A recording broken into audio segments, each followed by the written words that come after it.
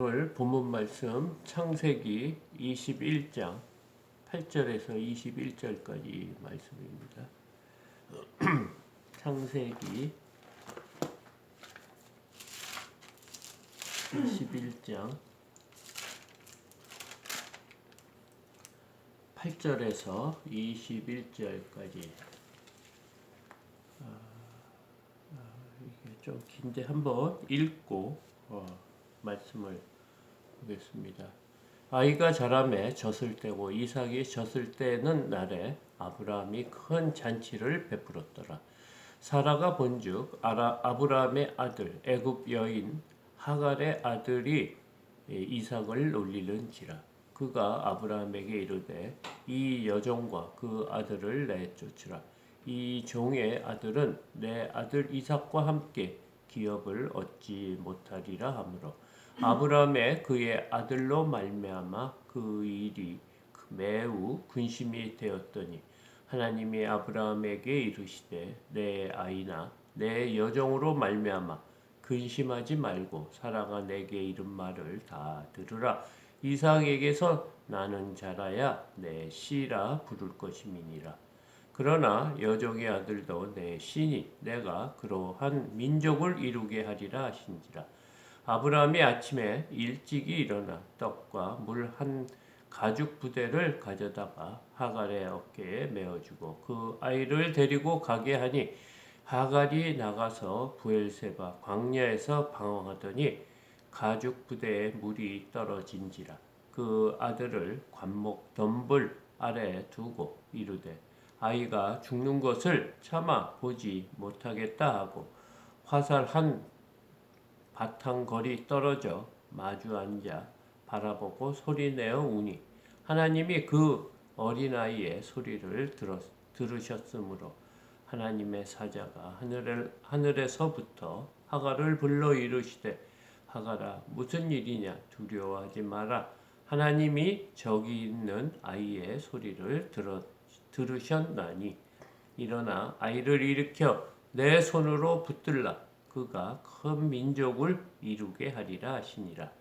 하나님이 하갈의 눈을 밝히셨으므로 샘물을 보고 가서 가죽 부대에 물을 채우다가 그 아이에게 마시게 하였더라. 하나님이 그 아이와 함께 계심에 그가 장성하여 광야에서 거주하며 활 쏘는 자가 되었더라. 그가 바람 광야에 거주할 때 그 어머니가 그를 위하여 애굽 땅에서 아내를 얻어 주었더라. 아멘. 오늘 말씀은 이제 하나님의 말씀에 따라 아담에게 아브라함으로부터 이삭이 태어난 것을 어제 본문에서 말씀했습니다. 오늘 본문은 이제 아이가 자랐다 이렇게 하며 젖을 8절을 보니까 아이가 자라매 젖을 떼고 이삭의 젖을 떼는 날에 아브라함이 큰 잔치를 베풀었더라 이렇게 8절에서 말하고 있습니다. 이삭이 이제 자란 거죠. 그리고 젖을 뗐다고 하니까 3살에서 한 4살 정도 되지 않을까 싶습니다. 그래서 이제 그 날을 축하하는 의미로 큰 잔치를 베풀었는데 9절에 보니까 사라가 본즉 아브라함의 아들 애굽 여인 하갈의 아들이 이삭을 놀리는지라. 지금 오늘 말씀은 이제 아브라함이 결단할 이제 시점이 온 것 같습니다. 뭐냐면 애굽 여인이 난 하갈의 아들 이스마엘이죠. 이스마엘이 지금 사라가 이렇게 본즉 그 이스마엘이 이삭을 놀리고 있다는 그런 것을 보았다는 것입니다. 그러니까 지금 이스마엘은 한 16살, 17살이 되고 이삭은 한 4살 정도 됐을 나이에 그 광경을 본 것입니다. 그동안 아브라함과 하갈과 사라와 이삭이 한 집에서 이렇게 지낸 거죠. 10절 그가 아브라함에게 이르되 이 여종과 그 아들을 내쫓으라. 이 종의 아들은 내 아들 이삭과 함께 기업을 얻지 못하리라 하므로 아브라함이 그의 아들로 말미암아 그 일이 매우 근심이 되었더니 이것을 본 사라가 이제 아브라함에게 이제 얘기를 한 겁니다. 이 여종의 아들하고 이 여종을 쫓으라고. 왜냐하면 이 여종과 내 아들이 있을 때 여러 가지 문제가 생길 거고 이 이삭을 통해서만 우리의 기업이 이렇게 이어지고 이루어질 거라 이런 얘기를 합니다. 그러니까 11절에 아브라함이 이제 부성애가 있는 거죠. 또 아들 그 이스마엘도 자신의 아들이지 않습니까? 그래서 그 아들로 말미암아 근심을 했다 이렇게 얘기를 하고 있습니다. 우리는 이삭과 이스마엘에 하나님이 택한 이삭만 생각할 수 있죠. 그러나 아브라함의 입장에서는 아버지로서의 또 그런 마음이 있지 않습니까? 그것 때문에 매우 근심이 하고 있었는데 12절에 보니 하나님이 아브라함에게 이르시되 내 아이나 내 여종으로 말미암아 근심하지 말고 사라가 내게 이른 말을 다 들으라. 이삭에게서 나는 자라야 내 씨라 부를 것임이니라. 12절에 보면 굉장히 냉정하게 이렇게 하나님께서 말씀하시는 것 같습니다. 너의 씨는 내가 택한 사람은 이스마엘이 아니고 이삭이다. 지금 이 말씀을 하는 거예요. 그러니까 내가 택한 씨가 아닌 이스마엘과 그 하갈 그 여인은 이제 너가 결단을 하고 끊어야 된다 이거죠. 너가 지금까지 인간적인 그 생각으로 지금까지 16, 7년 동안 살았을 건데 그것을 지금 끊으라고 말하고 있습니다. 이것은 하나님과 우리와의 관계에서 정말 끊기 힘든 거죠. 또 인간적인 그 사랑도 있지 않습니까? 자식에 대한 사랑, 아브라함이 갖고 있는. 그리고 아내에 대한 또 사랑도 있을 거고. 그런데 하나님께서는 지금 아브라함에게 결단을 요구하고 있어요. 우리가 믿음 생활할 때 여러 가지 관계에 놓여서 힘든 경우가 있습니다. 그럴 때 지금 12절에 보면 인정사정도 없는 것 같아요. 우리가 믿음 생활할 때. 그래서 조금씩 그 인간관계를 잘 하기 위해서 우리가 이 세상적인 방법을 세상적인 윤리와 도덕과 이치에 따라서 이렇게 행동하고 있는데 하나님은 지금 굉장히 엄중하게 지금 아브라함에게 말하고 있습니다. 그 이유는 하나님께서는 이스라엘이 가나안 땅을 정복한 후에 그 지역에 사는 모든 가나안 사람들의 씨를 다 말리라고 그랬어요. 어린아이까지 다 죽이라고 하는 그런 말씀이 있지 않습니까? 그걸 보면 너무 하나님은 냉정한 것 같은데 그 이유가 뭐냐면 그를 통해서 죄가 우리에게 들어오기 때문에 그것을 막아주기 위한 방법의 하나인 거예요. 그래서 우리가 결단을 해야 되는 거예요. 인간적으로는 도저히 할 수 없는 그런 일들을 그것이 하나님 우리가 보기에는 너무 냉정하고 하나님은 인정사정도 없는 같은 냉정한 분이라고 생각할 것 같지만 그게 우리를 보호하는 그런 방편이래요. 우리를 그렇게 사랑하고 있다는 거예요. 13절 그러나 여종의 아들도 내 신이 내가 그러한 민족을 이루게 하리라 하신지라. 하나님께서는 이스마엘도 아브라함의 씨니까 너 때문에 이스마엘을 한 큰 민족으로 이루게 하시겠다고 합니다. 그러자 이제 14절에 아브라함이 이제 결단으로 아침에 일찍 일어나 떡과 물 한 가죽 부대를 가져다가 하갈의 어깨에 메어주고 그 아이를 데리고 가게 하니 하갈이 나가서 브엘세바 광야에 방황하더니 아브라함이 이제 그 하나님의 말씀에 순종한 거죠. 우리의 생각으로는 도저히 끊을 수 없는 그런 것을 냉정하게 끊는 모습을 보여주고 있습니다. 아침에 일찍이 일어났다는 것. 그리고 떡과 물 한 가죽 부대를 주고 이제 그 하갈과 그 이스마엘을 떠나게 했습니다. 아브라함이 아침에 일찍 일어나는 나중에 이삭을 바칠 때도 하나님께서 명령하고 그 다음날 아침에 일찍 일어났다고. 이것은 아브라함의 그 믿음을 볼 수, 순종하는 믿음을 볼 수 있습니다. 이 이스마엘을 쫓아낼 때도 지금 아침에 일찍 일어났다는 것은 자신의 결단, 내 의지가 아니고 하나님의 의지에 따라 지금 행동하고 있는 모습을 봅니다. 15절에 가죽 부대에 물이 떨어진지라 그 자식을 관목던 아래에 두고 이르되 아이가 죽는 것을 참아 보지 못하겠다 하고 화살 한 바탕 거리 떨어져 마주 앉아 바라보며 소리내었니.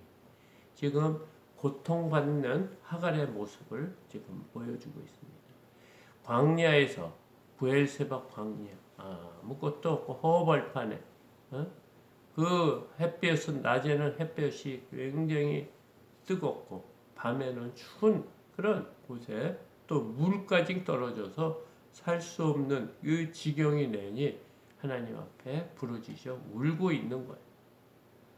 17절 하나님이 그 아이의 소리를 들으셨으므로 하나님의 사자가 하늘로부터 하갈을 불러 이르시되 하갈아 무슨 일이냐 두려워하지 말라 하나님이 저기 있는 아이의 소리를 들으셨나이니 일어나 아이를 일으켜 내 손으로 붙들라 그가 큰 민족을 이루게 하리라 하시니라. 이렇게 우는 소리를 듣고 하나님께서는 이 하갈을 위로하고 있습니다. 하나님께서 이 아이의 울음소리를 들었다는 것, 너의 간구하는 기도소리를 들었다는 것. 그래서 이 아이를 축복해서 하나님께서는 이 아이를 통해서 큰 민족을 이루겠다 이렇게 말씀하고 있습니다. 그 당시는 그 부족 사회 이런 사회이기 때문에 자녀들이 많이 있고 자신의 그 친족과 친지가 많아야지 자신을 보호해 줄 수 있다는 그런 마음이 있었던 때입니다. 누구도 자신들을 보호해 줄 사람이 없기 때문에 가능하면 자식이 많아야 되는데 하나님께서 이 이스마엘을 통해서 큰 민족을 이루게 하시겠다 이렇게 말씀하시며 19절에 하나님이 하갈의 눈을 밝히셨으므로 샘물을 보고 가서 가죽 부대에 물을 채우다가 그 아이에게 마시게 하였더라. 우리의 그 하갈이 그 물이 떨어져 죽을 수밖에 없다고 했는데 그 눈을 밝히게 해주셨어요. 그 근처에 물이 있는 연못이 호수가 있었던 거예요. 그래서 그곳에 가서 샘물을 보고 그곳에서 물을 떠서 아이에게 마시게 하였더라. 20절 하나님이 그 아이와 함께 계심에 그가 장성하여 광야에서 거주하며 활 쏘는 자가 되었더라. 그가 바람 광야에 거주할 때 그의 어머니가 그를 위하여 애굽 땅에서 아내를 얻어 주었더라. 지금 그곳에서 이제 광야에서 거주한 모양입니다. 그래서 이스마엘이 자라서 큰 용사가 됐다 이렇게 말하고 있습니다. 하나님이 그 아이와 함께 있다 이렇게 말을 하고 있네요. 하나님께서 그 이스마엘과 하갈을 돌보셨다 지금 이 말을 하고 있습니다. 그래서 21절에 그가 바람 광야에 거주할 때 그의 어머니가 그를 위하여 애굽 땅에서 아내를 얻어 주었다. 이렇게 장성한 다음에 아내를 얻어줬는데 어떤 사람을 얻어줬냐면 애굽 땅에 있는 사람이라고 애굽 땅에서 아내를 구해. 그러니까 애굽인을 구해준 거예요. 이 성경에서는 애굽은 세상을 말합니다. 그래서 출애굽은 세상, 죽음, 죄에서부터 구원해 준다는 그런 영적인 의미가 있거든요. 그래서 지금 하갈이 애굽 출신이었어요. 그러니까 이 하갈은 사라와 정반대되는 육적인 사람이라는 거예요. 세상적인 사람이. 그런 의미가 있습니다. 그런데 그 어머니가 그 아내도 그 자녀의 아내도 어디서 데리고 왔냐? 애굽 사람으로 데려왔다는 것은 세상적인 사람, 육적인 사람, 지금 그곳에서 아내를 데려왔다. 이 말은 무엇입니까? 굉장히 냉정한 거예요. 구원은 너무너무 냉정한 거예요. 그래서 우리가 구원받지 못한 사람은 너무 억울하지 않냐? 그러면서 하나님한테 따지는 경우가 있는. 그건 잘못된 거예요. 그것은 자신이 선과 악을 구별할 수 있다고 하는 죄의 하나의 그 습성인 거예요. 죄인인 것을 드러내는 거예요. 선은 오로지 하나님뿐이 만 선하신 분이에요. 그래서 우리가 옳고 그름은 우리의 판단이 아니고 그 대신 무엇을 감사하고 기뻐해야 되냐면 우리가 구원받아. 이렇게 냉정하고 정말 우리의 힘으로는 도저히 할 수 없는 이 구원을 하나님께서는 우리를 택해 주셨다. 그래서 믿지 않는 영혼들, 그런 왜 구원받지 못한 사람은 어떡하냐? 그런 마음을 갖고 있을 때, 이 하갈은 어떻게 되는 거냐? 이런 의구심이 있을 때 어떤 일을 우리가 해야 되냐? 죽어가는 영혼에게 복음을 전하고 하나님 앞으로 인도하는 것이 우리의 일이라는 거예요.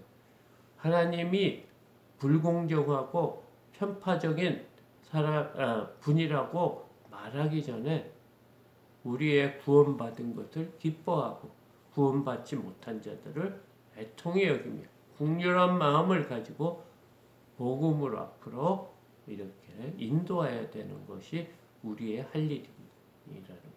근데 어떤 분은 많은 사람이 우리 이 땅에 150년 전에 우리 조상들은 어떻게 되는 거냐?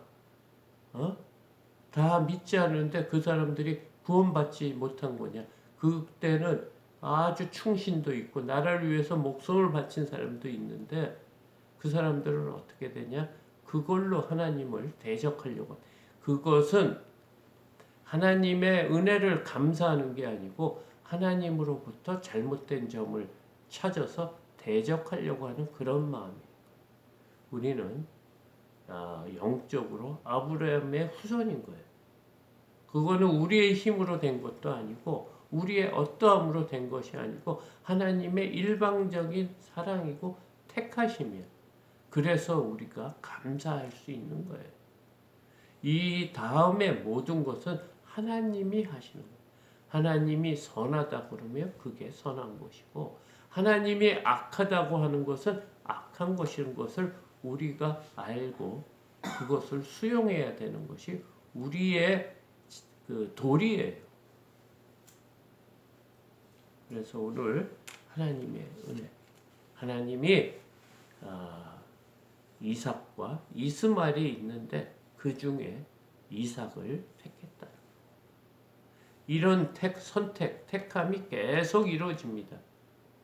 이삭을 통해서 에서와 야곱이 그 중에 야곱을 택하시고 계속 택하셔서 우리를 선택했다는 것을 오늘 깨닫는 귀한 시간이 되시기 바랍니다. 오늘 이 정도로 말씀을